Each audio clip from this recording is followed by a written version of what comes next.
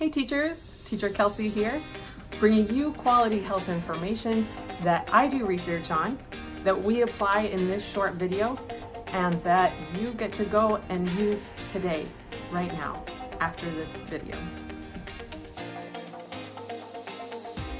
Today, I'm really excited about this topic. The topic for this video is a standing desk. Do you have one? Do you want one? So let's talk about the reason for wanting one and then how you can implement one if you don't have one. So two of the top big reasons why I hear that a lot of people have them is one, that they want to help with their low back pain, and two, to help increase their energy in class, which is really important to both ourselves and to our students. So let's get started. Okay, so let's dive right in. The first study we'll talk about has to do with energy. Energy and calorie are two words that mean similar things. So in the first study we'll talk about has to do with three different groups that were looked at. We had those who are seated, those who are standing, and those who are walking at their own pace. So when they were looked at in these three different groups, they had oxygen masks to actually measure how much energy they were expending or how many calories they were emitting based on their activity at work. So we had those who were sitting, they burned 80 calories. Those who were standing, 88 calories. And those who were walking at their own pace, 210 calories. So what does that mean for us as VIPKID teachers?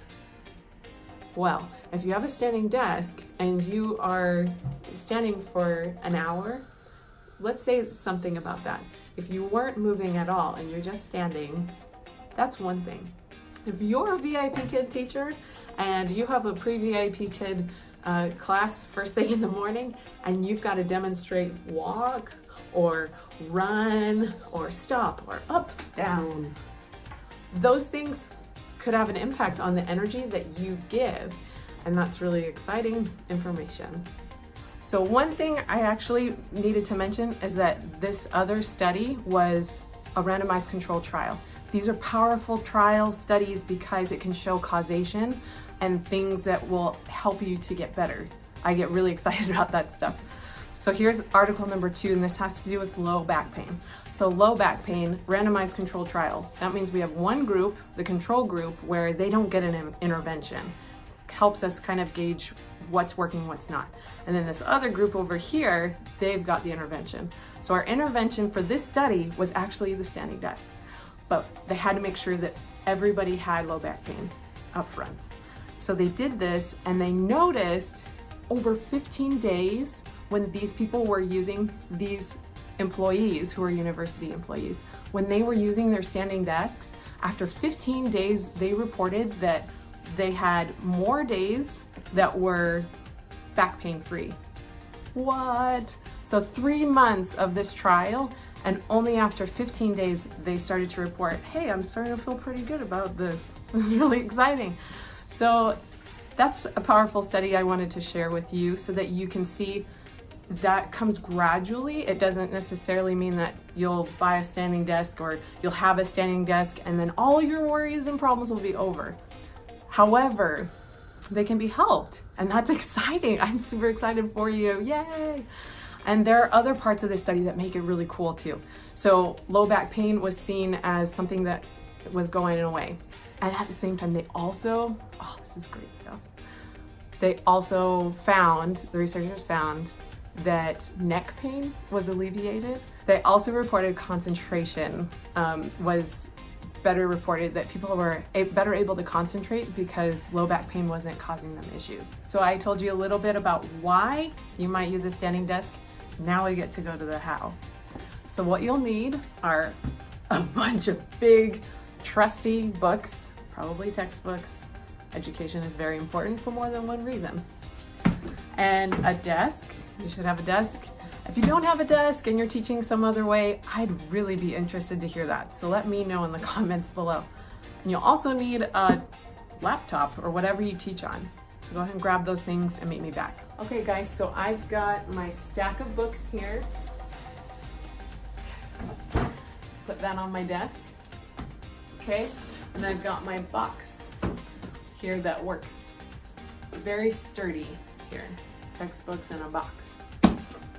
Go ahead and grab your laptop. And here's where it's most important to test out if you've got the right height. So I'll go ahead and show you from the side angle. When you are typing, it's important that your elbow crease is in a 90-degree angle when you have a standing desk here.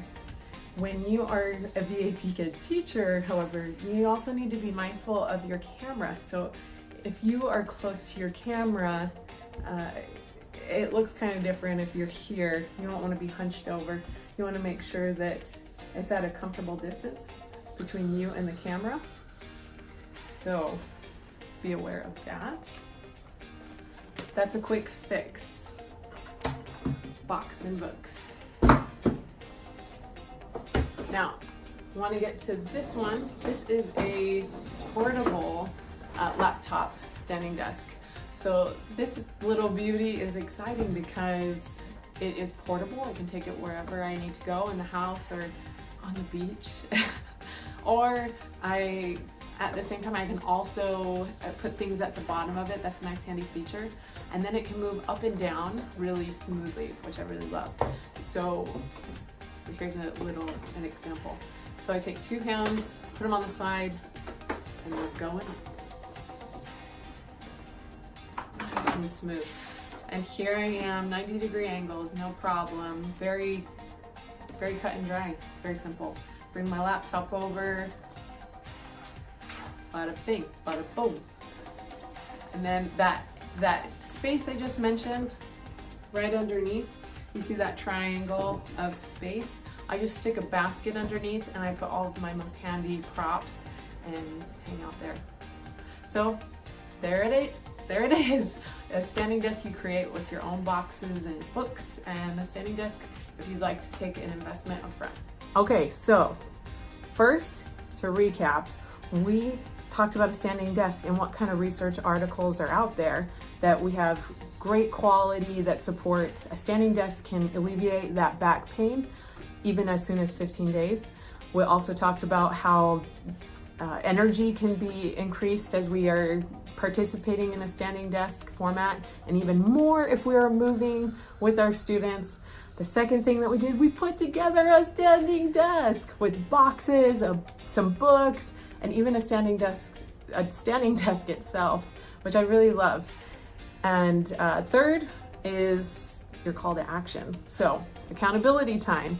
I'm gonna ask you to go ahead, look around you, start where you are, look at what materials you have today, boxes, books, whatever that's sturdy, and build it up so you can have that great alignment so that you can interact with your students and be on the move.